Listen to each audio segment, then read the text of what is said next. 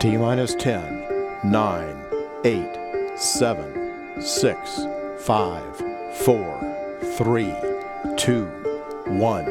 Ignition and liftoff of the Atlas V with Juno on a trek to Jupiter, a planetary piece of the puzzle on the beginning of our solar system.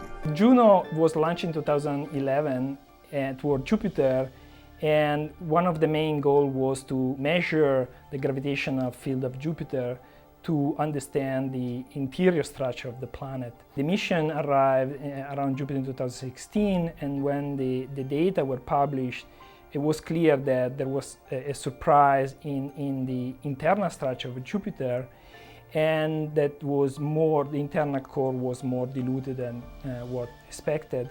And so we used this data and we compared the result with numerical model, and we showed that the result of Jupiter could be explained if Jupiter had a giant impact with a massive planet of about 10 Earth masses. The result of the impact is that this big planet that was a projectile broke apart the core of Jupiter, and when after several billion years, when things settle down, you end up having the internal distribution that we see today.